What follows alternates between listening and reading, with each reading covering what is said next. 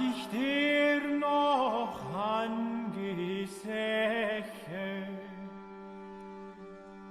so bist du ihr aller Ehre. Was ist Wundes hier geschäche? Dass ein Magd ein Kind gebar, ihre über aller Engel Schar. Was das nicht ein Wunder gab.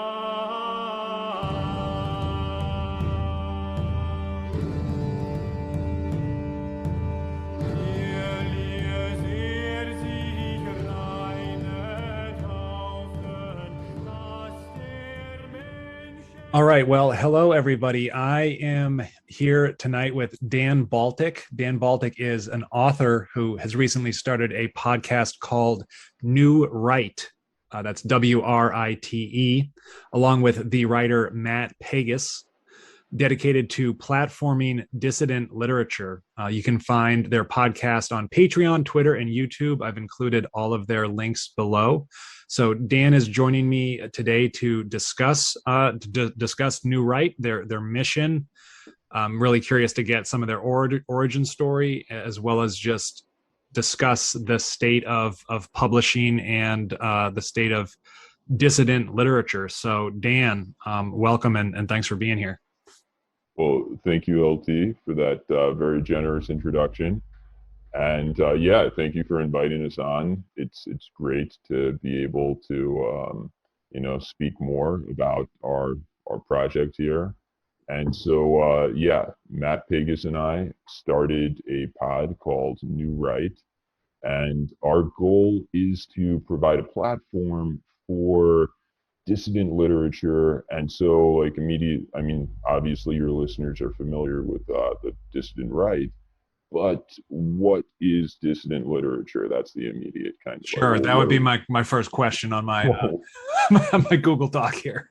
Well, what are we really talking about? Yeah. So what we're talking about here is, and this is what led us to start the pod, is Matt and I, we both wrote novels, and we met on Justin. Let me start from the beginning. We met on Justin Murphy's forum, Indie Thinkers. We found out that we were both novelists. And that's how I should mention. That's how we all got connected. Oh yes, yeah, exactly. That's how we all met on Justin Murphy's forum. And so Matt and I started talking. Matt's novel has been published. Matt's novel Dragon Day has been published by Terror House Press. Mine, Nutcracker, is still looking for a publisher. But in both cases, we found that it's very difficult to get fiction published that is not politically correct. I mean, it's not even the right word for it anymore. That is not kind of doesn't toe the woke party line when it comes to the various taboos that you're not allowed to really talk about. And so, maybe for other demographics, that wouldn't be as much of an issue. If maybe we were both white women, that wouldn't be as much of a concern. But as straight white men writing fiction, there are just certain things that are taboo and cannot really be discussed honestly in the traditional literary publishing world. And so Matt and I, found that, we couldn't really find traditional publishers. And I still am looking for a publisher for Nutcracker. And we found also that in trying to find out, are there books, novels being published outside of the traditional publishing environment, outside of, essentially, I think the term of art, cathedral. The cathedral is something that your listeners will be familiar with. Sure. So yeah, so is there fiction being published outside of the cathedral? And the answer is yes. And so Matt and I realized this, and we located, and we both found we liked some of these writers who were self-published or published through Terror House or Expat Press, and we realized that though there is a kind of nascent publishing industry outside of the cathedral, there isn't the infrastructure to discuss it.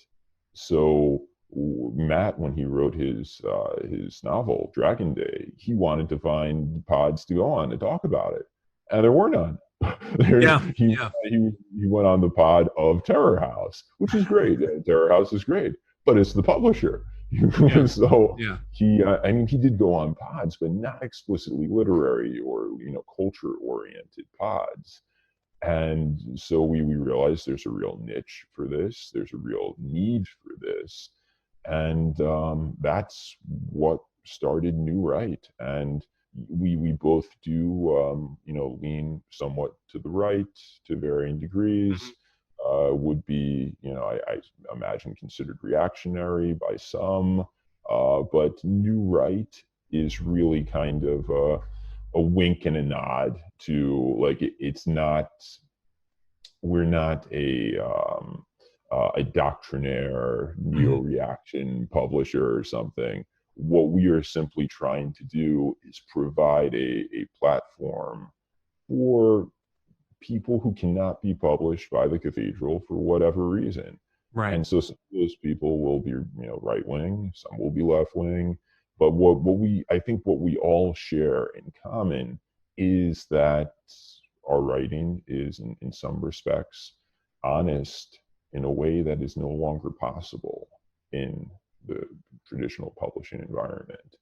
And those are the voices that we're trying to platform. And those are the ideas we're trying to discuss. Awesome. And is that, I am semi-familiar with Terror House, and I probably should have looked into them a bit more. I did listen to the majority of the podcast you did with the individual from Terror House, but is that sort of their mission statement as well, as Terror House trying to platform kind of dissident, outside writers outside of the Overton window? Are they? I think of them sort of like as Imperium Press for fiction writers. I don't know if that's a fair comparison, or I would say more in line with what I described as the mission statement. I don't want to put words in Terror House Press's mouth, or Matt Forney, who is the publisher, or in his mouth, but they are, explicitly, I think, in their mission statement, they're looking to publish outsider fiction. Sure. And I don't think, though, they certainly have platformed and published a number of Dissident Right writers. They're not even explicitly political. Right. Terror House is looking to publish fiction that can't be published in the traditional publishing environment. And it sounds like we're the podcast arm of Terror House. I swear that's not actually. Yeah, no, it's just how many players are in the game at this point. Yeah, exactly. And I wouldn't want a publishing house interested in fiction to have some sort of explicitly political motive. Dan, do you think you could maybe mention, I know I think you're up to your fourth or fifth episode at this point. You've covered Mike Ma as one writer, but could you maybe just mention a few contemporary writers who our listeners might be aware of, whose fiction you feel would broadly be categorized as falling under the New Right umbrella? Absolutely. And so Mike Ma would obviously be one, but I think kind of, and it would not be that controversial to say that the prototypical New Right fiction writer is Delicious Tacos. Yeah, and he's under Terror House's label. He's self-published, but he's a friend of Terror House. Matt Lawrence, who we did our third episode of the podcast with. He draws the covers. Right. That's why I thought he was published by Terror House. I remember that point you made in the podcast. Yeah. And so Tacos is huge. I mean, he sells a ton of books. He outsells traditional literary fiction published by the actual publishing industry, and his writing is quite good. So like he is the kind of progenitor of this movement that we're trying to platform. And so so Tacos, Mike Ma, Zero HP Lovecraft. Yeah. We actually have not, between Matt and myself, we have not actually read yet, so I'm not going to speak too much about him. But we understand his writing is very good, and of course is outside of the mainstream. So I think he would be comfortable with being categorized under the New Right. And I know he's friends with Delicious Tacos. He certainly hangs out in that milieu. I know he blurbed Matt's book.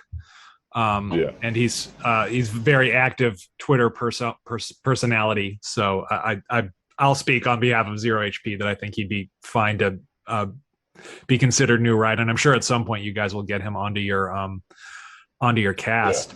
Yeah. So that's kind of where my mind was headed and where I was situating you guys. I'm curious, Dan, if you or Matt, if you guys did any, if you shopped around in sort of the standard publishing houses, or you were looking for an agent, I'm just wondering if you have any horror stories of the rejections, or I guess any responses that you got. I mean, were people, if you were trying to go a more sort of standard traditional route with your books, were people very forthcoming with you just by saying this is all forbidden kind of tone and subject matter nowadays? Yeah. So I made the rounds with my my query letter, and agents almost uniformly would just say like we're not going to publish this, and even small presses as well would say they're not. And so I should say that Nutcracker, my novel, is kind of a modern day Confederacy of Dunces, with the main character being kind of a very overeducated incel type, sort of not that I do not think there are very valuable insights from neo-reaction, but like he's very steeped in wanting to collapse democracy. And stuff like that. I'd buy a copy. It sounds great to me already, but yeah. So that's kind of so it's like a satire of these things. So that obviously doesn't have a lot of traction in the current publishing environment. And an interesting story here is I reached out to a former professor of mine of creative writing, and he has a connection to an MFA program, and he told me candidly that his straight white male MFA students who write dark fiction can't get published and can't get agents. And wow. That's like, this is a real, top MFA program. I have no doubt that the students there, the straight white males writing dark, humorous stories, they're probably quite talented. The stories are quite good. 5 years ago, 10 years ago, they'd be, you'd hear of them. You'd be reading about them. Yeah. But no dice today. That's crazy. I mean, the one kind of straight white male dark comedy writer that still seems to be kind of in the limelight a little bit that immediately comes to mind for me is Sam Lipsyte. Like Sam Lipsyte has not been, canceled. Oh, no. And his stuff is, I think you could put that right on the shelf next to Delicious Tacos at some point. I think it's absolutely fantastically, politically incorrect much of the time.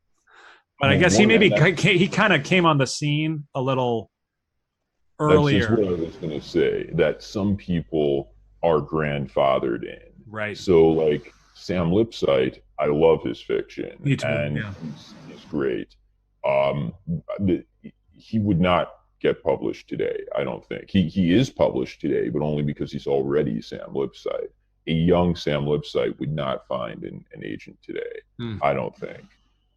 Another great example of that would be Welbeck.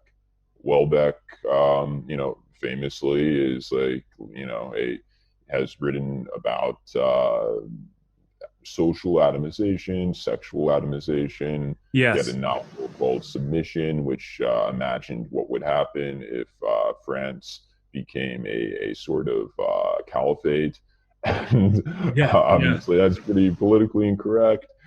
But he continues to, he's very popular, sells a lot of books, a lot of novels, but crucially, well, he's French, number one. I think France, oddly, has a more liberal cultural environment than we do. We're liberal in the sense that you're allowed to say stuff, right? Not in the sense that you know what I mean. Yeah. And but a Welbeck in America today, like an American Welbeck would be like Delicious Tacos. And Delicious Tacos, sure as shit isn't getting an agent. Yeah. At least right now. So, yeah. That's interesting. I was trying to think. I mean, I was, before we scheduled this, I was trying to think to myself, Dan, like who would never get an agent today? Just sort of like thinking about writers from history, and like Welbeck was on my list. That it came immediately to mind. And my big Welbeck book was Elementary Particles, came out when I was in college, and I read that, and that was like maybe like an early red pilling wasn't really a thing yet, but that movie, that was one of the most important books of my life. It just like, it kind of blew me away. But yeah, I don't think there's no way, shape or form Welbeck's getting published. And even people, I was thinking like another writer that I loved when I was in my 20s and when I was in college was Philip Roth. I don't think there's any way, shape or form that Roth would ever get published. Or Henry Miller. Like that's another one that came immediately to mind. It's funny because a lot of those, but I mean, Roth, Miller, certainly. I think Welbeck is always kind of an oddball. I don't think people know what to do with him, but people like Roth and Miller are still like, Library of America auteurs that are sort of, maybe not Miller so much, but definitely Roth was nationally celebrated. And absolutely. I think that like men and women both read his books, despite the fact that it's an obviously just, such a male voice and a male perspective in all of his literature. But yeah, I don't think he'd get an agent today. No way. Yeah. I think you have like. I don't know if Hemingway would, quite honestly. No, I'm sure he wouldn't. I think there's a real division between pre-civil rights movement and post-civil rights movement authors in terms of one, like pre-civil rights movement authors will, almost uniformly not have what is generally considered today to be the correct positions on race and gender and all of those things. And so, yeah, you could not possibly be someone with like even the opinions of Fitzgerald, which were, the popular opinions of the time. You could not, have those opinions and expect to get published anywhere. You might, depending on your country, wind up in, prosecuted or something. Yeah. I don't know. I'm not an expert on European law, but so you have pre-civil rights movement literature, and then you have people like Roth, people who wrote in essentially contemporary literature, the 60s, the 70s, the 80s, and so people like Roth, Bret Easton Ellis, Jay McInerney, Paul Auster, Norman Mailer. I'll even include John Kennedy Toole, even though he wrote at an earlier period. He was only published in like the late 70s or early 80s. Mm-hmm. And these writers I would characterize as people generally who have the right the right opinions, according to the cathedral, the right opinions on questions of race and sex and gender and what have you. It'll be largely the right opinion, like maybe not 100%, but they don't know how to express it in the right way. So yeah, if you're Philip Roth, you're not gonna get a publishing contract today if you're just starting out, because the way you talk about women, or even maybe the way you talk about other races, is going to strike people as being impolite. Not necessarily being like completely verboten, but it'll be like you're not being sensitive enough to the lived realities. Yeah. But I mean, so what fiction now can be published today? It's the type of fiction that is sensitive to those realities. And so what does that mean, to be sensitive to all of these things? It means you really it depends on who you are. But if you are a straight white male, it means there's not a lot you can really write about, honestly, unless you write in a very sensitive manner that is frankly not very honest, and does not really inspire engagement from people, from readers. So yeah, I mean, that's what's happening today. Has your MFA professor, was he candid in saying what publishers are looking for, or if they sort of have a description of a prototypical novel that they are after? I'm curious if the term, I forget if I heard this from you and Matt or not, but just the term like workshop fiction mean anything to you? Do you feel like there's I don't know if you're a veteran of a lot of writers' workshops or MFA programs, but I'm curious if there is sort of a prototypical standard kind of prose that's coming out of MFA programs right now, or if it's still somewhat of a mixed bag. I mean, I think what you see in MFA programs today is, again, that dynamic where there's various things that you can no longer really talk about or say, and as a result, the stories are going, well, I mean, number one, literary MFA programs are mostly designed to produce literary fiction, and so it's driven by its audience partly. Who reads literary fiction? It's NPR listeners. And NPR listeners, they don't want to hear anything that's not woke. So while there are other genres in publishing where you could get away with more, in literary fiction, you right now, because the cultural elite, the liberal cultural elite, are very under the spell of for want of a better word, wokeism, whatever you want to call it. The fiction that they read will necessarily be have to dovetail with those political ideals. So the workshop fiction, the new literary fiction, you see in a situation where if there's more leeway, more latitude, if you are in some way a marginalized voice, because you could talk about your experience honestly, in a way that doesn't offend people, because you can't offend people if you are a minority of some form or sort talking about your experience.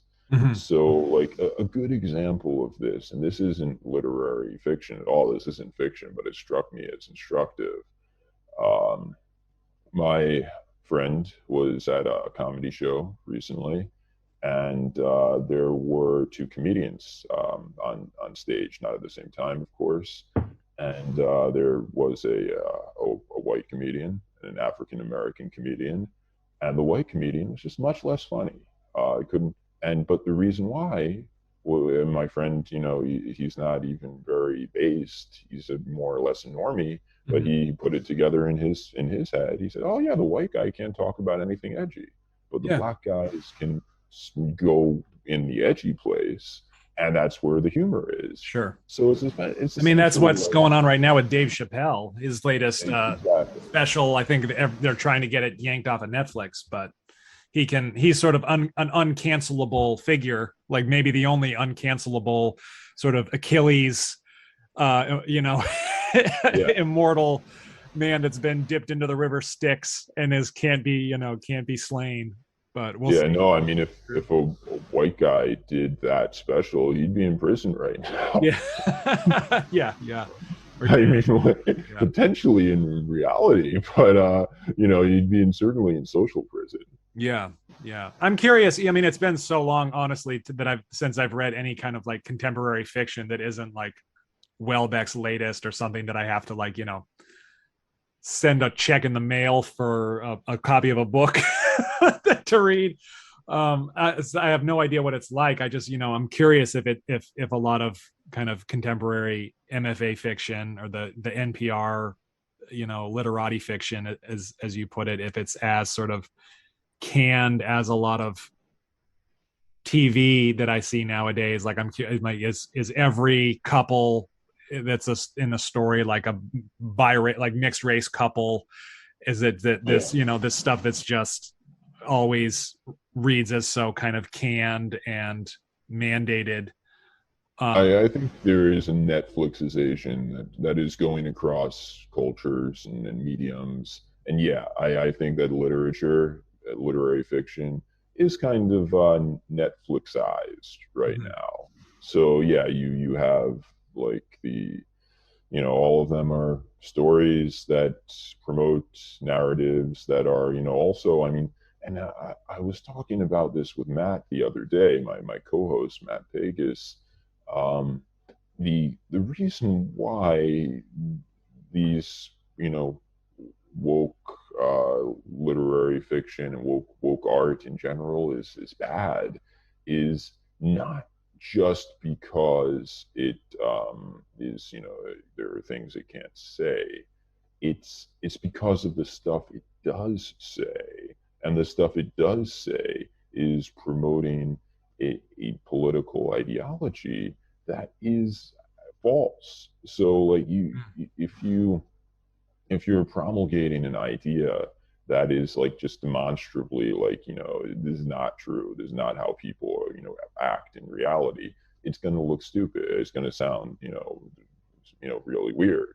Yes. So like as compared to there are examples of certainly of various like political agitprop from the 80s and 70s that actually holds up pretty well. And I would say like I really enjoyed for instance Boys in the Hood, and that that certainly is like I don't think the director would even be offended if you called it agitprop, but it didn't have this woke narrative of like the major threat to black men are the cops who are just running around gunning them down. Like it's not true that is reality. So if you have a movie that depicts that, it's just going to seem ridiculous because like it's just not the reality of I'm certainly not an African American man and can't speak to that, but I have a feeling that if there is street violence, if that's a concern, I would imagine the cops are like very like this minor concern on the the level of like all the various ways you could be taken out. Yeah yeah, definitely. I'm curious if there's Dan, I don't want to go on too much of a tangent here, but I did have some notes. I'm interested in asking you this question, but it'll be maybe like a long-winded question. I think I guess for starters, another figure that not a fiction writer, but I think his name just looms in front of me, and it comes up as somebody who would again be very comfortable in this space, is Bronze Age pervert. Oh, absolutely. Yeah. I mean, he writes kind of Nietzschean. I don't know, even, I guess it's nonfiction. I don't know how I would categorize it. He writes like, so sprake there Zarathustra for the, the postmodern age. But I guess one thing I noticed, and I've read Bronze Age Pervert and Zero HP. I read most of Mike Ma before I knew we were going to talk, and I've noticed that a lot of this is what's interesting to me. So a lot of these writers, and Delicious Tacos would count as this as well. I'm surprised to realize that a lot of these, you did an episode on this as well. I think you called it you titled the episode "The Manosphere to Literature Pipeline."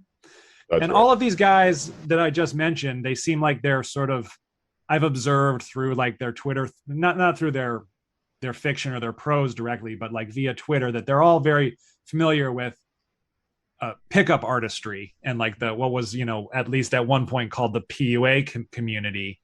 And so, I'm dating myself a little bit here, but, I'm I guess for start, I'm very interested to realize, and this is a recent revelation to me. This, I read Bronze Age Pervert last year, and that's when I realized that there's a lot of like sophisticated writing that has emerged out of the manosphere, so to speak. And absolutely, in the mid to late 2000s, that's when I sort of encountered like the PUA community. That was like, I guess what was like first wave pickup artistry. I don't know if there's a term for it. That was like the era of Neil Strauss had come out with The Game, which was his his memoir of having met Mystery, who we should talk about that book maybe a little bit at some point. Oh yeah. But I at the time, like, I had just kind of ended my first major relationship, and I read The Game and I found it fascinating. I'm not claiming it's high literature or anything like that, but I read that. I read The Mystery Method, and at the time I found it all very like mesmerizing, and I'll admit that I tried putting a lot of it into practice in my dating life at the time. Like, I'm not claiming that in any way, shape, or form I was ever a PUA or anything like that, but it certainly helped reverse my polarity when it came to women in my dating life, since I was anything but a natural when it came to like courting women, or anything when it came to the opposite sex. But it sort of seems like I maybe missed the bandwagon, and perhaps this is because at the time I wasn't much of an internet person as of yet, but it seems like either after that, I'm not sure what the timeline is, but there was like a lot of really interesting, I don't know if it's second wave game or when the pickup community became the manosphere precisely. Or it might have just been a fact that I missed this because, in 2011, I finally, met my wife, the woman that I would eventually marry. But it seems like part of that community has just become more and more interesting, and talking about broader issues than just how to flirt with women after I stopped paying attention to it. And I was struck in particular by something that you and Matt had said in one of your earlier podcast episodes. I wrote it down, as a matter of fact. You guys were, it was that manosphere episode, and one of you had said that before the Trump era, sex was more interesting than politics. And after Trump, politics became more interesting than sex. Like this strange polarity. And I don't know when that's, when the kind of the writing and the theorizing around male and female dynamics became kind of, the atom got cracked and it became more expansive. But around the Trump era, around 2016 is when it's when I first encountered Moldbug, and I kind of began to move to the right slowly. Like right as Trump was elected is when I basically got, quote unquote, red pilled. I know I got, red. Me too, more or less. Yeah, red pill is a little probably confusing as a term because it was both, used in the manosphere pickup artist community to be when you learn these these tricks about the human social order, and red pilling is when you read Moldbug and you become aware about some human political realities as well. But before that I was just like a default lib, but I honestly did not spend a lot of time thinking about politics. And I spent these years when I was reading Moldbug also getting married and starting a family. But and from Moldbug, as my sort of like, this was my how I spent my time. Instead of reading pickup books, I was reading old like old unqualified reservation blog posts, and that led to a lot of the kind of. Since you already had your wife, that was probably time better spent. Yes, reading. absolutely. But he led me down a lot of other writers that are more in the sort of trad cath sphere. A lot of the people that Moldbug talks about are old school, sort of pre-Protestant Reformation political thinkers. And I wound up, following a lot of like within the dissident right space. This channel often, although I'm myself am secular, like I kind of hang out with the trad cath set. And I'll get to my point very soon, I promise. I'm sorry. Preliminary information, but that's sort of the side that I wound up on as I sort of became to identify with the dissident right. The books I read, the personalities that I was paying attention to online were just trad caths for the most part, or at least Christians. And I think in part that just kind of occurred naturally. Another aspect of that is that they just sort of have more of a blueprint and to speak to more to my life as a married man and a father. But it wasn't until I encountered Bronze Age Pervert and Zero HP Lovecraft that I as I got done with all my old trad cath writings, and I picked up Bap because he was what everybody was talking about at the time. And I was honestly like, holy shit, these are the same guys that were kind of like within that early 2000s pickup world. They've both kind of alluded to it. And I've heard both of them sort of mention game directly. And it's obviously that they've spent time kind of reading those books and all the books that kind of came out after, Mystery Method and stuff like that. So I found it fascinating that on the one side, I thought that was all stuff that I'd left behind, and this was sort of my new identity. This was like my 20s was about learning about game, and my 30s is going to be about dissident right-wing politics. And then I sort of showed up at the meeting and was like, oh my God, you're the same crew of guys. Or at least like half the room were other people in the in the pickup forums. And I found that fascinating, and it honestly just blindsided me because I did not think that's not what I anticipated. I thought that I had sort of I'd gotten into dissident right stuff because I'd matured past, needing to meet women and learn these tricks of the trade. This will all be thoroughly off brand for me, by the way, because most of my listeners are traditional Catholics, and they'll view this as my confession. But I guess what's interesting to me is that you would think that these sort of worlds are polar opposites. That you have traditional Catholic but I'd say, but for one thing, I mean both sides are almost just universally men, whether you're sort of in the manosphere Bronze Age pervert camp of the dissident right, or whether you're in more of a sort of traditionalist Catholic sphere of the dissident right. And it's just interesting that they sort of find themselves aligned politically. At least they have the same enemies. They read the same books. They read one another.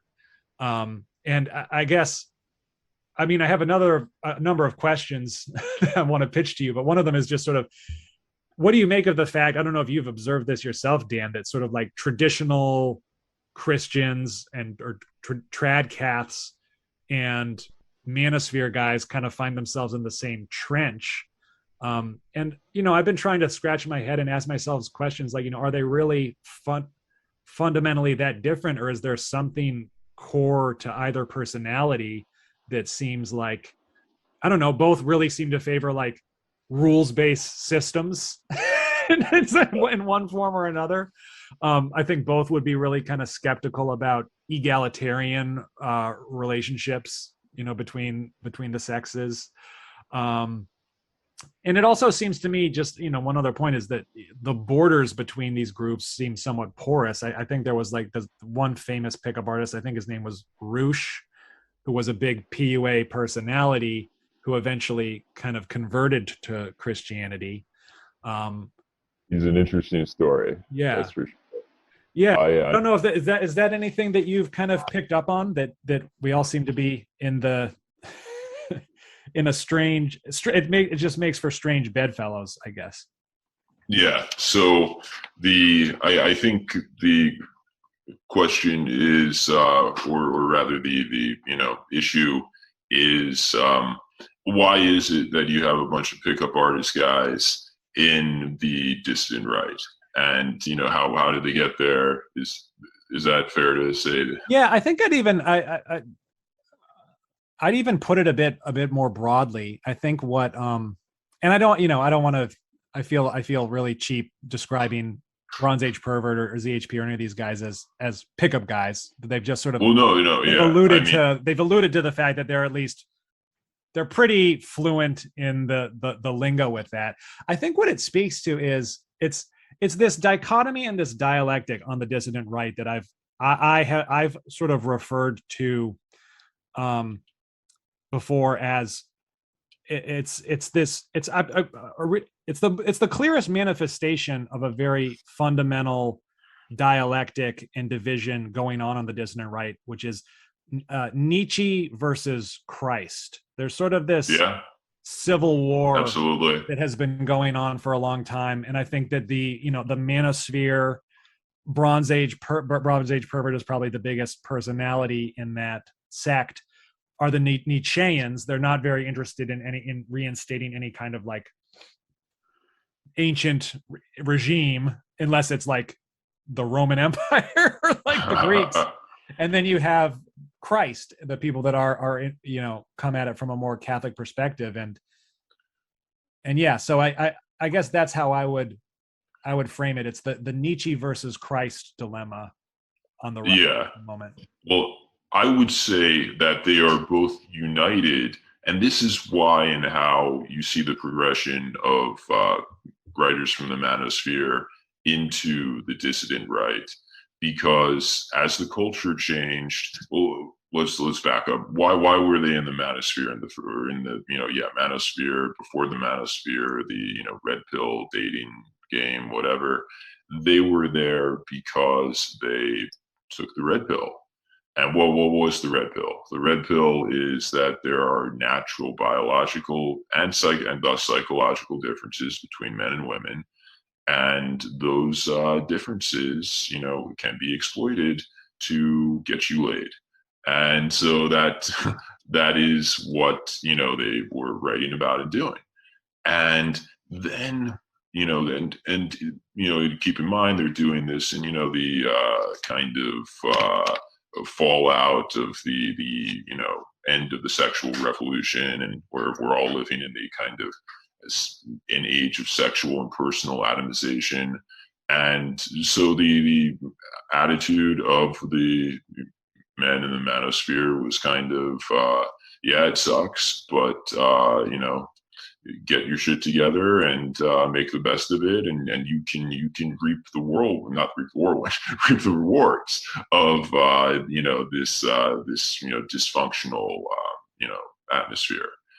And I think what gradually happened was, as the culture became crazier and crazier in terms of its, impositions on the ability of men to live, reasonably good lives. And also these guys getting older and, just wanting families and stuff like that as well. They took that red pill understanding of, of sex and brought it into politics. Because politics, is, even in like 2008, 2009, it wasn't that, it wasn't a matter of, am I going to lose my job for making a joke? It wasn't quite there yet. Or better yet, am I going to lose my job for complimenting my female coworker? And so what really began to happen was the culture shifted in a way that, really makes life pretty untenable for, normal male existence as we've understood it throughout history. So I think that is kind of what brought the manosphere writers into politics. And they, found the Tradcaths there already because, they both are reacting. They're both, in some ways reactionaries to the same, thing that's happening, which is, you have the progressive agenda, which is, radically anti-family, anti-man,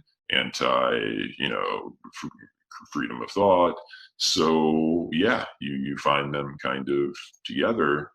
And I think that you probably do find a number of manosphere writers who probably, and like I think here an example would Jack Murphy would be a good example, who probably when he was a more of a manosphere guy, probably had a real libertarian, and I don't want to put words in his mouth, but I think this is his kind of trajectory.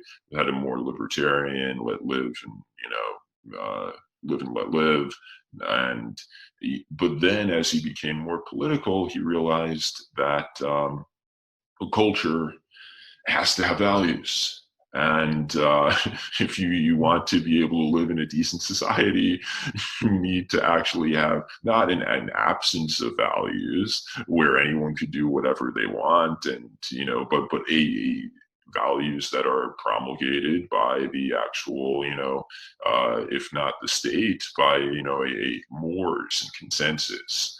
And so yeah, I think that men who were writing in the manosphere, they grew up, and they as they were growing up, they got hit by this comet that is the Great Awakening.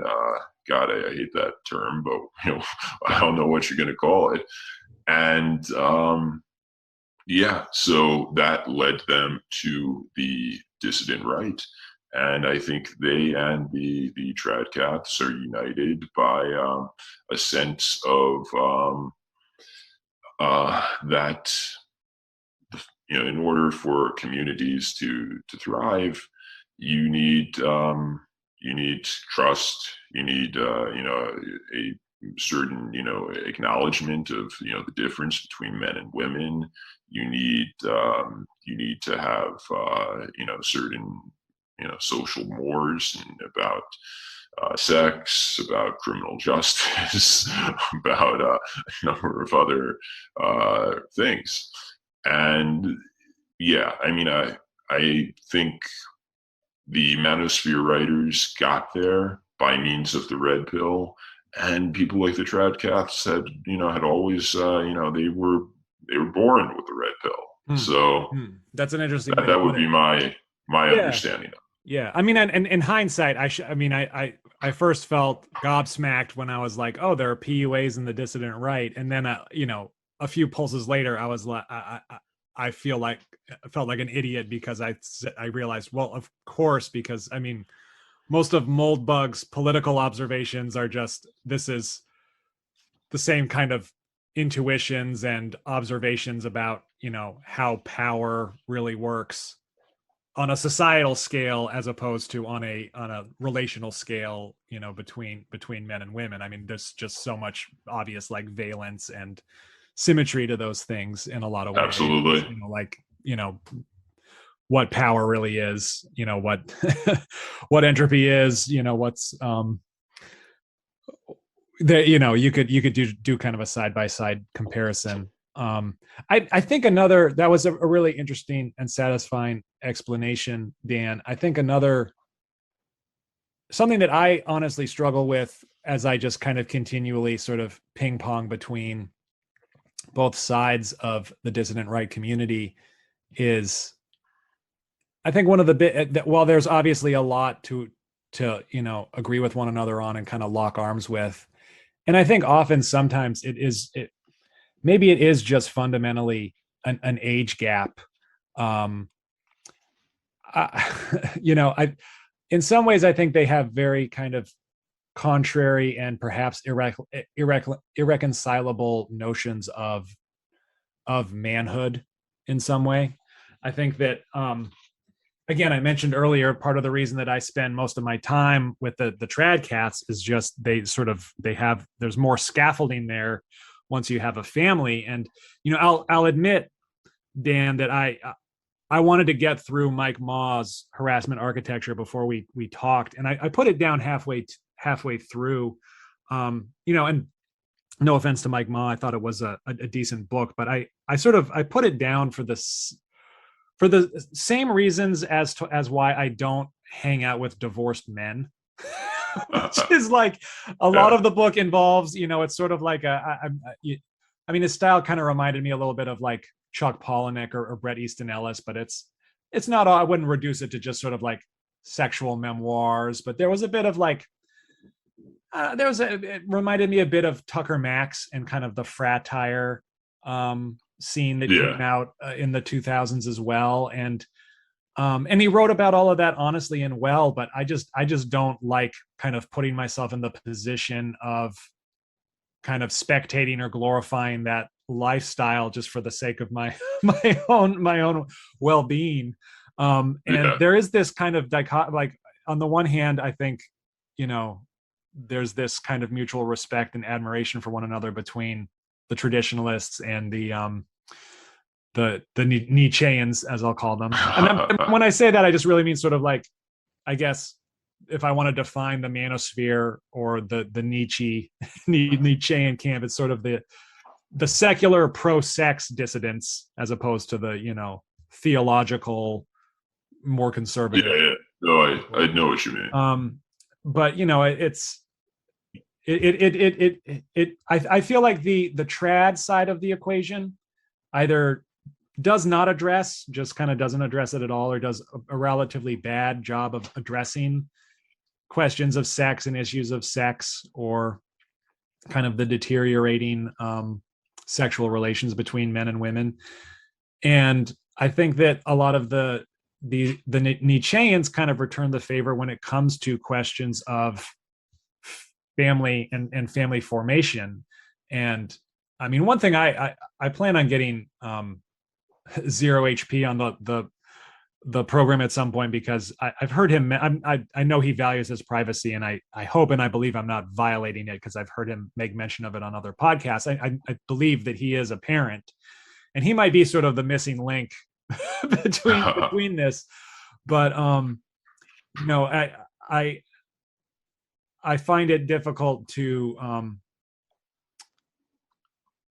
take a lot of the kind of I guess the lessons learned both in the like old manosphere community and the kind of messaging that still gets delivered in a lot of that into my life as it stands now. I mean, I know what you mean. Try feeling alpha when you have 2 child seats in the back of your car.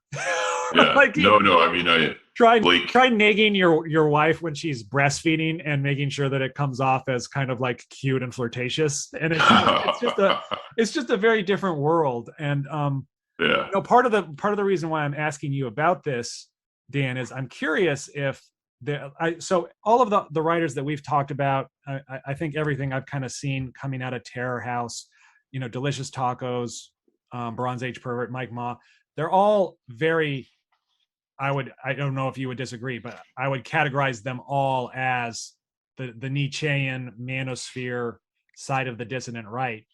And so I'm curious if you've seen any writers on the dissident right that are attempting fiction come out of a more traditional perspective, or has most of the kind of creative artistic output, which wouldn't surprise me, because I think that the energy on that side of things is a lot more kind of, Dionysian and dynamic and filled with eros. But have you noticed any dissident right wingers that have a bit more of a kind of traditionalist perspective on things? So I have, and this comes with the caveat that it is obviously an emerging, field and, space. So one of the problems is there's a paucity of, writing out there, a paucity of fiction out there. And so I think as it evolves, you will see more genres, you will see more in the way of, different, and even within writing about sex, like Harassment Architecture is Mike Ma's debut novel. It's very supercharged. He's a young guy. He's I think he's 26. Yeah, so, I would have guessed. Yeah. But if, for instance, if you were to read some of Delicious Tacos' stuff, I mean, a lot of it is very, he's a man in his 40s, and yes, he does write about sex, but he also does write about love and loss, and he does cover the whole side of Eros, not only the copulating side of it. And so there's Tacos, there's Ma, and but beyond that, beyond people who focus on male sexuality, you do have, for instance, there's a science fiction writer. I was going to ask if there's what other genres have you been noticing kind of dissident stuff popping up in, if at all? So yeah, Zero HP, as you know, is a horrorist. We do plan to read his fiction. We have not yet. I can tell you, he does write about sex, but not in any way, shape, or form like Delicious Tacos. It's more like a nightmare, Lars von Trier film vision of sex. Yeah, so there's Travis Corcoran, who does sort of, my understanding is, and I have not read his stuff either, a kind of right-wing science fiction. So it's maybe something like Robert Heinlein. And interestingly, and this is on one of Bronze Age Pervert's latest podcasts, Caribbean Rhythms, he interviewed a novelist who I had never heard of, who published a novel in 2012 called, I believe, Breakfast for the Dirt Cult. And he's a veteran who wrote about his experience in Afghanistan. And I mean, some of it I think involves sex, but that's more not in Afghanistan. And it's a memoir of his time at war, and it's a memoir that could not really be probably I assume could not be published by the traditional publishing industry today. And I need to dig into that one as well. But there's for instance also there's decent cultural criticism coming out of this distant space as well.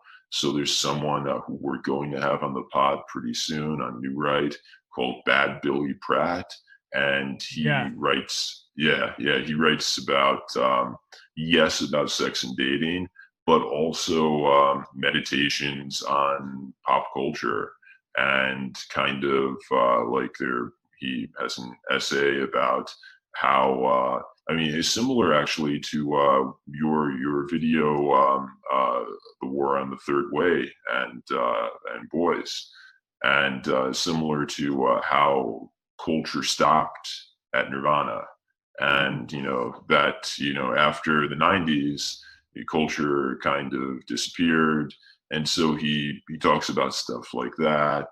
And yeah, I mean, I What's think the name of this book? Welcome to Hell, or yes, Welcome to Hell. Yeah. It's got one of those delicious tacos style art. That's right, by Matt Lawrence, who was also on the pod. And so, I mean, I think this is all to say that it's a burgeoning field, a burgeoning, and people are, just kind of honing their craft and, just getting out there. And, we're hoping to help them do that. And it's like, it is very difficult to write in a vacuum. Like I more or less wrote this novel in a vacuum because I couldn't really workshop it with anyone, because like I tried at a workshop and like a woman there said, like, well, you obviously write very well, but why would you write this? Yeah. I can empathize with that. I mean, I did a lot of fiction writing and fiction workshops when I was in college at a very liberal institution, and my God, I just prayed at the altar of Philip Roth. So I was coming into my fiction workshops. It was me and 90% female classes, and me trying to do my best Philip Roth impressions. So not a lot of people walked to the cafeteria with me after those. I bet. Yeah. I bet. Yeah, I mean, that's interesting. And I think it's fair to say I mostly observe kind of more cultural criticism coming out of a lot of the more traditionalist or religious members of the dissident right. I have not seen a lot of people kind of try their hands at fiction. But I wouldn't be surprised if, like I said, I think I would not be surprised if I heard from Zero H.P. Lovecraft that he began writing horror when he started his family. Not that family life is horrific, but just that there's sort of this pivot that happens in life where you've got to take that kind of, not to get too Freudian, but that libidinal energy and put it into a new craft. Put the energy. Or like, for that matter, like Artiste, I know he kind of seems like he went off the rails into some sort of unsavory flavors of nationalism. When I was that would be one way to put it. When I was hearing you guys talk about it, I was like, I wonder if he just got married. He like had so much pent up libido that he was like, I have to do something with this. I think I'm going to become like a radical extremist. It's going to be really hard for him to find a wife with his current political agenda. I'm sure. I guess speaking of sort of different writers and different genres, another question I had for you, Dan, was, so you meant, and I'm pleased to hear that there's people working in memoir, there's people working in science fiction, but I'm curious if you found it to be the case that some genres are more right-wing than others, or are there any genres that are kind of fundamentally left-wing versus right-wing? I know it's kind of like a pretty tired cliche, and it's one I've talked about at length on my channel, that horror is in some ways this just sort of fundamentally right-wing genre. But do you think that there are kind of spaces that are going to be more resistant to dissident fiction, or do you think that you can kind of see these voices crop up anywhere? Yeah, well, I mean, the issue is essentially that literary fiction I'll back up a little bit. Any product is defined by its audience. So who are you pitching it to, basically? And so literary fiction is being pitched to the NPR set. Mm-hmm. The people who are firmly within the cathedral. They maybe even help run the cathedral. So they are, absolutely not going to be open to dissident lit. And this is why you see dissident lit is mostly literary fiction. It's mostly, and that's one of the reasons why it's men writing about sex, because it's literary fiction. It's, men writing about their lives, it's not like it doesn't, it's not a detective story. It's not a thriller. But that brings me to the next point. For other genres, the other genres have audiences that skew more conservative. So thrillers, airport fiction, stuff like, Tom Clancy novels, James Patterson novels, they will be a little more conservative. They won't be as woke, or, I'm not a big consumer of them, but my understanding is that they, they are not as, they don't talk about pronouns too much when they're storming, the embassy or whatever. Yeah. So, yeah. So that, and as well as sci-fi, honestly enough, I think in the notes you mentioned that sci-fi seems very progressive. I'm not a huge connoisseur of sci-fi, but I think there's certainly more wiggle room in any of the genres than there is in literary fiction. So like sci-fi, like the guy I mentioned, who's a dissident, arguably a dissident right sci-fi writer, Travis Corcoran, he's won awards. I think he's won like Hugo Awards. And like because there are people who will read him in the community of science fiction readers, whereas the literary fiction community is not, there's no one there. None of these wine moms want to read about like, incel, horror stories or satires. They're just like, I gotta call the FBI. Yeah. And so, we're not going to get much, penetration there. But I think you're right. I mean, you made me think of like hard-boiled detective, like real gritty noir, like James Ellroy, L.A. Confidential. That kind of stuff is all like, none of that's PC. That might be kind of a fading genre at this point. Yeah. But there's a fair amount of like gritty crime drama that is. I think it has a bit of it's so genre. It's such a thick genre, and the detective, the persona is like, has to be such an asshole that you can kind of get away with it being kind of more of a dissident art form a lot of the time. Yeah. And crucially, it's about the plot typically. So you don't really have to like, does this guy have opinions that are, unwoke? This detective, like, he probably doesn't even get into that very much. It's about like, who killed who, how are you going to catch him? Mm-hmm. And like, as long as you don't, in the novel, talk about the perps in a way that is inflammatory, you should be fine. And and the same goes for like thrillers, as long as you don't talk about use any slurs when describing Middle Eastern terrorists, you're probably going to be okay. Yeah. And but whereas like it's much trickier to you're writing a novel about a guy who is going to break up with his girlfriend. It's a lot harder to be like, very PC when you honestly describe the thinking process, and like maybe the thinking process is, I realized that I could just do better, and I don't want to sell myself short, and that I think that is maybe something that is not okay anymore. I don't know. Yeah.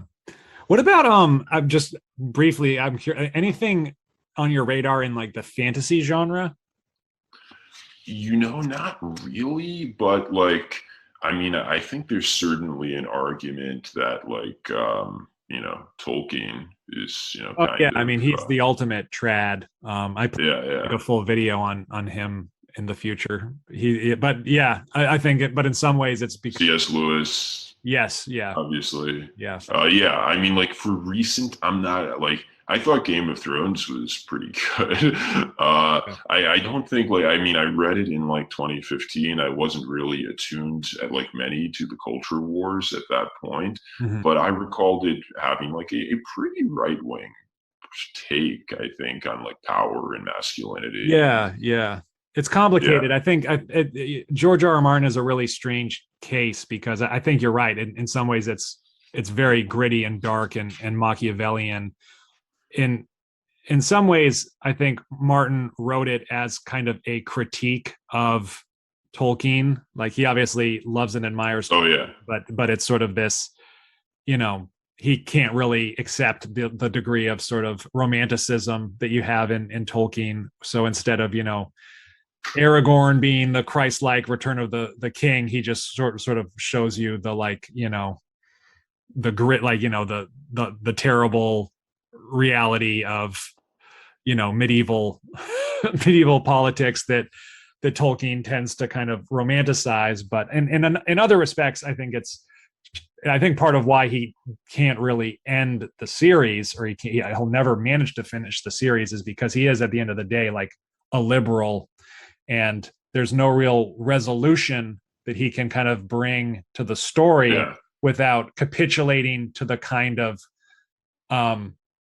I guess, religious tropes and metaphors that he sought out to critique in Tolkien. You know, like he kind of set up Jon Snow and Daenerys as the, you know, the promised, you know, return of the king or return of the queen, but to fulfill that promise would be returning into kind of like a symbolic order and a kind of pagan or Christian worldview that would undermine his like liberal critique of. And so that's why my money's on we're never seeing the end of the series. Well, I mean, also he's like pretty close to the end, so like I don't know if we're getting more books out of this you know, like Methuselah did. He might go the full Wheel of Time in that regard. I mean, the other great, I guess, sort of right-wing banner within like the sci-fi fantasy world is Dune. I mean, Dune is sort of. Oh yeah, I'm watching the show right now. I embarrassingly have not read the book, but I like it. I like the first half hour that I've seen. Yeah. No, it's, I mean, I'll send you some. It's right-wing, I understand. Yeah, it is I mean, especially amongst like, I guess, the dissident trad caths. Anybody who was slightly nerdy in high school, there's probably about 100.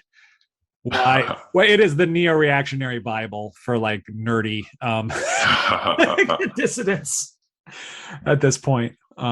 And Dan, we don't have to go on too much longer, but I do have I guess one question I had is, have you found that, I know you mentioned that like Delicious Tacos gets a lot of fan mail from women, but have you found it to be the case that that women are any kind of sizable minority in being interested in these kind of books?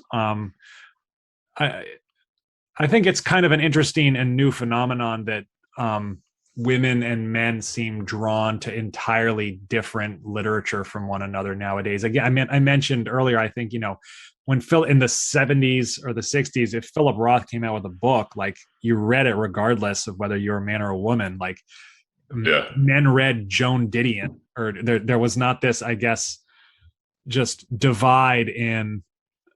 clear divide in what men and women are reading. At least there wasn't in like this preceding decades. I mean, to an extent, that's always true, especially if it comes to things like pulp. You know, women prefer, you know, bodice rippers and romance novels, and men are typically the ones reading the, you know, true crime or whatever. But have you seen any kind of interest from women in these Not enough. Not enough, I must say. It's, you know, it's interesting. We joke, Matt and I, that we're doing this to get laid, and it's you know, it's hilarious because, like, you know, it's very hard to even like get anyone to read your work, and you know, far from like being something that would like ever like help you you know, get attention from women. The, you know, vast majority of women, if they, you know, even knew that you were publishing like dissident literature, would probably not want to consider you as a partner. So it's like actively, and we discussed this, Matt and myself, that it's so strange to be embroiled in this endeavor that is like, you know, will actively repel women because the drive, of course, in life is to, you know, find you know, a mate and you know, and amass money and resources for your potential children or your actual children. And what we are doing here with this pod potentially compromises our jobs, and also compromises, I mean, certainly, I don't, this is like a third date conversation, if that, maybe longer. Yeah, when is that? When do you politely slide it into the, like, getting to know you, like, courtship? Yeah, it's true. So this is to say that women are, there are very few who are reading these types of novels, and I think the reason is because the space outside of the cathedral has been, kind of stigmatized as a space where people who hold ideas that are evil exist. And, women very instinctively, they don't want to be in the place where, people aren't able to get jobs and, are stigmatized. Like, women more so than men are drawn to security and to, what will bring, they're drawn to high status men who will, give them a proper life of some sort. And, but for men are sometimes drawn to different things. And like Matt and I were talking, like, there's no real, evolutionary utility maxing reason why we're doing this. And we realize the only reason is we both care about writing, we care about the truth. And that was it. And it's fun. Yeah. So yeah, that's, we do it because it's fun. Yeah, no, it's interesting too. I mean, the dissident right in general, I guess one problem that I think it has is, as I described, there's this sort of Nietzsche versus Christ tension paradigm that's just always kind of the yin and yang of the the cultural space. But I think there is kind of like I mean, and I don't mean to segue too far away from literature, Dan, so stop me if I go too far afield, but I think there is kind of a woman problem on the right, in that there's just I mean, I think everything you said about your podcast and just writing about this, the type of fiction that you're trying to produce and that you're interested in, can be said about just kind of the dissident right wing political space as well. I'm going to try and get Alex Kashuta on the podcast or on my show soon, because and I feel bad because I don't want to I don't want to pigeonhole her and put her in this position, but as sort of like the queen of dissident right Twitter and also the like only chick in the space, how did you find us? Why are you sticking around? Like, how do we get more more women? How does it become, I guess, sorry if I'm rambling, but no, I'm just curious how this is all going to, if I looked at 10, 20 years down the road, there's this fissure between, what men and women are reading. And granted, at the moment, men in the dissident right space are certainly a minority, and women certainly have their pick of the litter when it comes to, blue-pilled men with, decent status. But I do think that, in general, the dissident right tends to attract interesting, provocative men that women find interesting for many reasons, smart, successful, interesting men, certainly like men that are willing to take risks. Yeah. But if we're in a cultural space which already is one in which women cannot admit to any level of attraction to men that are attracted to this type of fiction or these type of ideas, what does that look like 10, 20 years from now? Like, what's the next generation going to be like? Are we just going to have this chasm between men and women? And I think eventually there's going to be some point where, I don't know, men on the DR look a little bit more high status than blue check I mark think guys. so. Yeah, I think that, this is a movement that is in its infancy. And like right now, yeah, the pioneers are the ones who, typically get dysentery and die. And like, hopefully that's not us. Hopefully we don't, get dysentery. But, then, you claim a homestead, you develop it. And yeah, and then people come when it's like actually, a place that people want to be. And it has like working, facilities and you're saying we need toilets before we need plumbing before we can get women into the compound, basically. Women like a clean bathroom. Dan, I mentioned I was not a natural when it came to learning any of like I was also like a total rube when I first started reading Moldbug. I was just like, honey, listen to this, like read this, let me tell you about how the American Revolution was really this like, secret psyop. And, it took me at this point, my wife, whom I love dearly and has like 20 IQ points on me. And I think it's just something about what, like we've been talking about, the differences between men and women. Like I have attempted an explanation of the cathedral 50 times. And I've just, and I've given up. And it's not because my wife is not a brilliant woman, but it's just, It doesn't interest her. It's not provocative. It's not something she finds titillating. So there's, I've sort of given up on inviting women to the political conversation at the same time as I'm kind of uncomfortable with the sausage party we have going on here, both on the trad side and on the the Nietzsche side of things. Yeah. Yeah. So I think that the current political environment, it, is uniquely harmful to men. So yeah, we're going to notice it more. We're going to, like the same way women notice, certain cultural trends that, impact them negatively.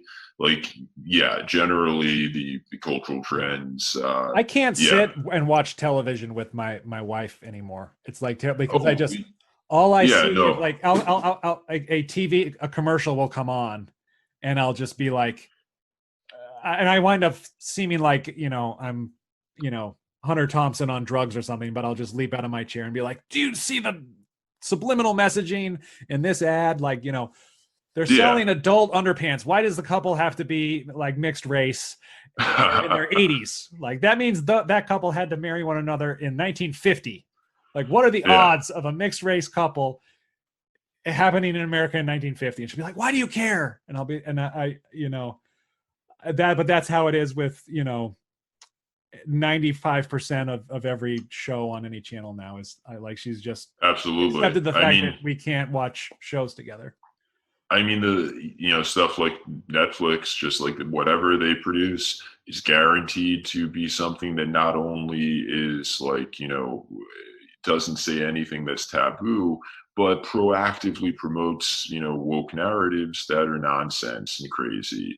So like you have stuff like, I remember there was some, I don't even know what show this is for, but it was a trailer about a group of African American outlaws who take over, commandeer a train, which is being run by Union soldiers, and they execute all of the Union soldiers. And it's like, this is just very like, stylized violence, and it just is very clear, racialized violence as well. And you see this, and like, there are a number of reactions. One is like, it's a little gross. I don't want to see something that's so, but like, then the deeper reaction is, to me, why is it there? Why are they doing it? And if it's something that's historically accurate, okay, sure, that makes sense. Like if it's a scene of like Indians scalping and killing, settlers, yeah, okay, even if it's super graphic, it happened, it's true. Mm-hmm. This is something that never fucking happened. This is like, and the only reason it's there is because they want to show, white Union soldiers being killed. And and so for that reason, it's difficult to watch these shows, because it's the active promulgation of narratives that are not rooted in reality and are instead designed to propagate ideology. Yeah. It's always the I again, these are the conversations that I've decided to, no longer get into with my wife, because they just don't seem to bother her, and I wind up being on the defensive. And what one that I've noticed that is just so kind of uncanny, and it's a pricklier one, but literally every single advertisement for anything, any product on any show is mixed race couples, mixed race families. And my wife is always like, but why do you care? And I turn into a Seinfeld episode. I'm like, of course there's nothing wrong with it. Of course there's nothing wrong with it. But what? Isn't it weird that like 99% of every couple, like in the, other life hypothetical Sims world that we're, that we are viewing is so completely remiss with reality. And and there's it also just create like there's this inauthenticity to it too. That's it. The stories would be fine if I'm trying to think of if they were real. Yeah. Like if they were authentic. But so Indians, Native Americans scalping settlers, that it's difficult to watch. It's whatever, but it's actually real. It's actually it happened. And similarly, like if you see a story about an interracial couple, that's like actually just like a story that is like but when you see it's there as propaganda, it's like we know why you're doing this, we know why, it's and it always it jumps you out of the narrative. It completely just if you were in any kind of flow state of viewing something, it's always so jarring to me. And then it's doubly jarring that other people that I'm watching with don't bother. Like the most recent example for this for me was even more kind of weird, and it's getting even more bizarre than just like every love story, every love interest has to be a mixed race couple. There's a show that's pretty popular right now with Steve Martin and Martin Short called Only Murders in the Building. And I just assumed that was terrible. I mean, I'm watching it out of one eye with my wife. But Martin Short plays this just flamboyantly gay, like Broadway musical director, and like the whole time you're just like, obviously this character is gay. He wears like bright purple jackets, and he just has produced half a dozen Broadway plays, and he lives on the Upper West Side. Very, fey, effeminate guy. And then like on episode 4, you find out that he's like divorced, and he was married to a black woman, and his son is this very like macho black veterinarian who helps him take care of his dog. And it's like, it's even more uncanny than just like, oh, well, the love interest has to be black, or the love interest has to be the opposite race, because it's like this the whole premise of this character up until this point is that this is kind of like a single New York City like theater director, but at some point somebody in the process of producing this said, we don't have enough black characters in this, give him a son and make him heterosexual. So now it's even just like the snake eating its own tail, where like a gay character can't even be gay because it hasn't given them the proper quota of skin tone to tell the story. And it's just, I'm curious, and I'm always curious if that kind of stuff is happening if I was reading contemporary literary fiction, if I was bothering to give it a taste.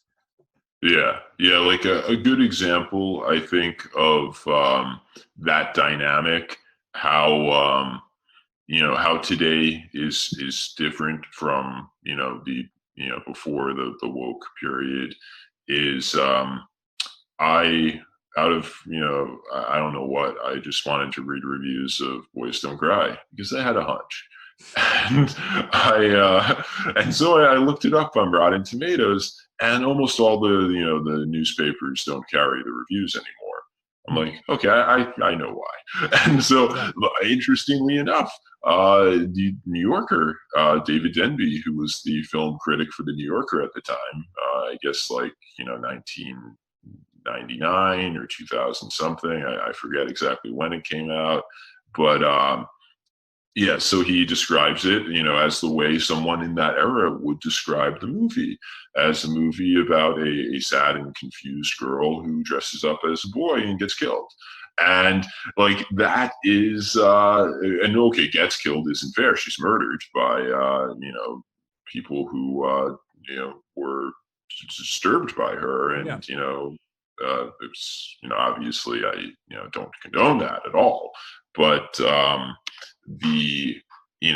the way he talked about it is just so at odds with the discourse today over what a trans person. They didn't describe it as a hate crime or well, I mean, crucially, he described it as a girl who dresses up as a boy and has mental problems, whereas today that would be oh, you canceled forever. You can't say that. You can't that is a boy. That is, and I don't want to get you canceled from YouTube here, so I'm trying to go a little light. Yeah. But it just has struck me that the times have changed so much. Yeah. And so what we see today, the David Denby of 2005, who was just is there a place in the New York City literary establishment that's more rarefied cathedral air than the film editor of the New Yorker? Yeah, it's hard to find. And so that guy would be canceled today. And he, and probably the woke stuff that that we have to watch on Netflix, he'd think this is ridiculous. This is this is terrible. Yes. I could go. I've thought about doing if I had more bandwidth for my show, I would do the top 10 weirdest woke casting every week, because I find at least a dozen a week of things where I'm just no, that was not supposed to be a Puerto Rican girl. That was supposed to be a 7 foot tall white guy, or it's so uncanny. Dan, I've kept you for a long time. I did have one last question, and I'm happy to chat or if there are any other things you wanted to talk about. But one thing I wanted to touch on was I'm curious if you have thoughts about fiction for younger kids, and I guess especially younger boys. I hear all the time now that boys aren't interested. I mean, kids in general are much less interested in reading, but particularly boys are not at all interested in reading. And I'm of the opinion that's because the books that they get handed in grade school are just so milquetoast and lame. And if you just handed these kids some Robert E. Howard or some Treasure Island or some Lovecraft, but something that gives them a sense of adventure and how these books can actually be exciting, and you can have kind of strong, interesting male characters. Are there books that you think that either matter to you or that you would recommend to dads to get in the hands of their sons? Absolutely. And this was out of the questions we discussed, this was my favorite. Okay. I had a lot of fun thinking about this. And I have to say, as I'm looking over my list, I guess I was thinking more of the son who is 16 and not the Treasure Island reading age. There's a lot of great stuff for, younger boys. But this, what I put together is intended for someone who's 16, maybe very precocious 14. I mean, certainly these books are still, good as very good, the best books, for you to read throughout your life. And I will say as a preface that I wish that I had been exposed to these books earlier, but I remember in high school, and, not to say she was a bad teacher, she wasn't a bad teacher, but she had all of her stuff was on feminist literature. So I read Kate Chopin and The Doll's House, and all of this feminist literature, The Awakening. And, this is like, I went to an all boys school. we we like, we're just like all looking at each other like, oh, what the fuck? Gotta read more of this shit. And so here's the real list. Here's what I think. Yeah, please. I think a truly Catholic education would be to read all of these writers. And so starting with the ancients, Homer, so the Iliad, the Odyssey, Virgil, the Aeneid, the plays of Aeschylus, Aristophanes, and I mean, obviously I could go on and on with the ancients. The history of the Peloponnesian War, for sure, by Thucydides. That's a biggie. So moving on from the ancients, the medieval, I mean, honestly, there's not as much just because Dark Ages were produced, but Chaucer, Beowulf, the sagas. Moving on to the Renaissance. Yeah, the Renaissance, Don Quixote, arguably the first novel, and a satire as well. So that's really in my wheelhouse. I love Don Quixote. Shakespeare, of course, he's Shakespeare. Dante, Divine Comedy, and every man should read The Prince. Not fiction, but very instructive. That's a book that every father should slip into their son's coat pocket as they leave for college or something. For sure, for sure. And possibly my favorite, the Augustines, Pope, Henry Fielding, Tom Jones, Daniel Defoe, Jonathan Swift, just a lot of great satirical writing, and that was during a period that had a lot of more and maybe the Tradcaths won't be as on board, but a bawdier period in English history. Oh, I bet they wouldn't mind. Moving on to the Romantics, Lord Byron, Coleridge, Wordsworth, those great poets, Keats, of course, the Victorians, Dickens, Melville, George Eliot. There's, women can be based too. Oh yeah, I mean, I'm a big huge Jane Austen devotee. Yeah, Jane Austen, Pride and Prejudice. Yeah. I think for sure every boy should. My parents actually gave me a framed copy of the poem "If" by Rudyard Kipling, and that's that is a great one. Moving on to the modern period, which we're all probably a lot more familiar with. Obviously, the Fitzgerald, Hemingway, Edith Wharton, another based lady, T.S. Eliot, D.H. Lawrence, Ezra Pound. I'm probably forgetting a ton, but that's what came to mind. Moving on from that to the Beats, Kerouac, Burroughs, Ginsberg. Honestly, I'm not a huge fan of the Beats, but it's an important era in American history. Sure, yeah. And Kerouac's it's a fun read, if not great literature. So that's just my take. Other people will disagree, of course. And for contemporary, as you mentioned, Roth, but also Updike, Mailer, frankly, and this is super contemporary, but Sam Lipsyte. Love Sam Lipsyte. Richard Price, he does really hard-boiled kind of New York, Brooklyn crime stories. And this is a guy I had wanted to mention before, but had not had the opportunity. He is super contemporary. His first novel or second novel, but it's the big one that came out in 2016. All That Man Is. His name is David. It's hard to pronounce. It's a Hungarian last name, but David Soloy, I think, or Soloy. David Soloy. How do you spell And it? so that's Szalay. I would have never And I gotten think that. that's, yeah. I think it's, I've heard it pronounced once before, and I think it was Soloy.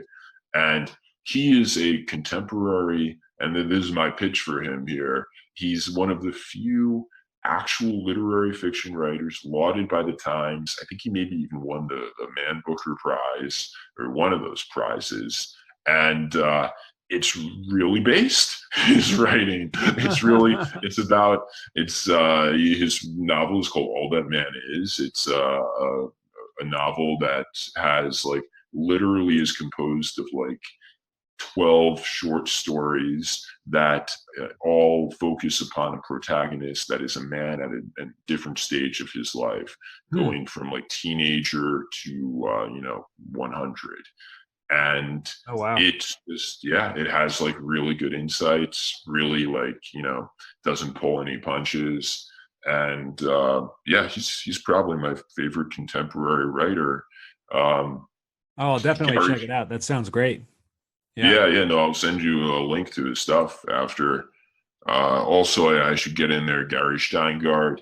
Some of his politics I don't really like, but nor does probably your listeners. But he does write good fiction, and it's actually surprisingly based as well.